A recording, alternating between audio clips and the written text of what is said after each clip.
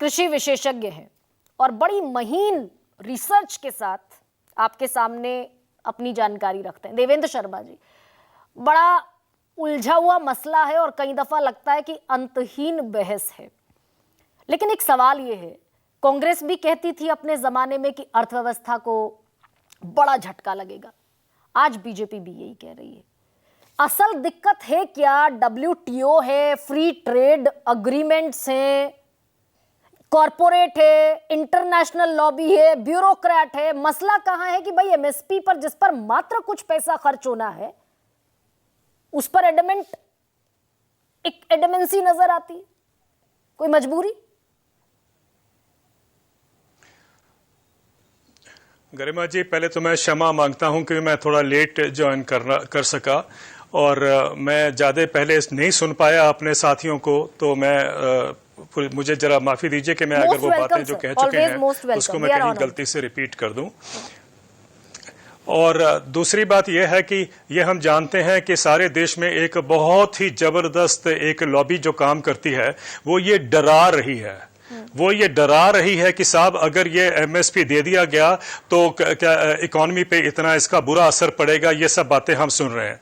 जब मनरेगा आया था तब भी उन्होंने डराया था, जब नेशनल फूड सिक्योरिटी एक्ट जब गठित हुआ था तब भी उन्होंने डराया था। ये अलग बात है कि दोनों नेशनल फूड सिक्योरिटी एक्ट और मनरेगा आज देश की बहुत बड़ी जरूरत है और सब इसको मानते हैं कि ये होना जरूरी था। वो कम से कम वो जो डराने की बात थी वो फिगर तो चली गई अब कहीं पर, और अब ये एक मौका आया है तो अब भी डराया जा रहा है कि साहब इतना बर्डन आएगा। हमने देखा कि 10 लाख करोड़ की फिगर एक टॉस की गई है, और एक अभी हमने देखा कल परसों क्रिसिल ने कहा है कि 21,000 करोड़ रुपए का खर्चा आएगा।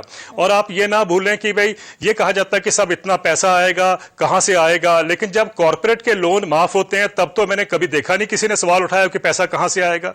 जब विलफुल डिफॉल्टर्स को बोला जाता है कि साहब कॉम्प्रोमाइज करिए, बैंक्स को कहा जाता है, तब तो नहीं किसी ने कहा कि साहब पैसा कहां आएगा।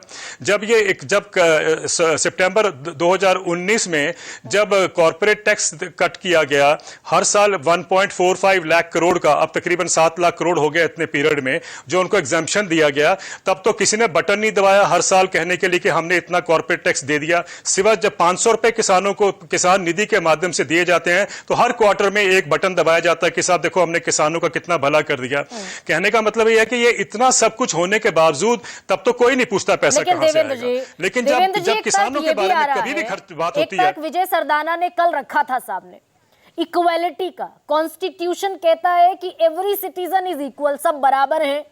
तो जो मछली पाल रहा है, जो दूध बेच रहा है, जो अंडे बेच रहा है, उसको तो MSP नहीं मिल रही। तो ये जो कॉन्स्टिट्यूशनल इक्वालिटी का एक क्लॉज है, कल विजय जी ने सामने रखा। ये बड़ा अच्छा इंटरेस्टिंग है। मैं कहीं एक आर्टिकल भी पढ़ रहा था कि भाई ये कॉन्स्टिट्यूशनली ठीक नहीं है। बड़ा इंटरेस्टिंग है। आज तक तो किसी ने नहीं कहा कि साहब कॉन्स्टिट्यूशनली किसान को जो नहीं मिल रहा या खेती में नहीं मिल रहा वो कॉन्स्टिट्यूशनली ठीक नहीं है। ये तो पहले किसी ने नहीं कहा। मैं इसकी एक और बात करना चाहता हूं।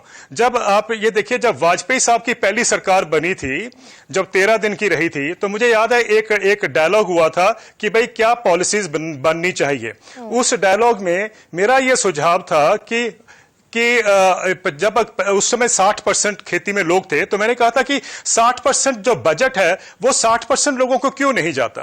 तो वो हमारे जो बाकी इकोनॉमिस्ट थे उन्होंने कहा साहब ये तो बड़ा इम्प्रैक्टिकल है, ये है वो है। लेकिन आपको याद होगा, अगर हम कहीं कागज निकाल के देख भी लें, अखबारें निकाल के देख लें, तो उस सरकार ने ये कहा था पब्लिकली कि हम 60% बजट 60% पॉपुलेशन के लिए देंगे। मुझे बड़ा अच्छा लगा कि कम से कम उन्होंने रिकॉग्नाइज किया था इस बात को। यह अलग बात है कि वो 13 दिन में सरकार गिर गई। मुझे लगता है कि हमें आज उसी चीज को उठा के चलना चाहिए दोबारा। वी नीड कि क्या कारण है कि 50% आज पॉपुलेशन रह गई है खेती में, उसको हम पैसा देने को तैयार नहीं है, उसको हम उसका हक भी देने को तैयार नहीं है। फिर सब कुछ कहा जाता है कि साहब ये तो एलोकेटेड है, इसमें से नहीं निकाल सकते। पर ये एड ऑन कर दूं कि कोई सरकार से थोड़ा आएगा पैसा। आज कांग्रेस ने भी कह दिया, मैं लौट रही हूं आपके पास,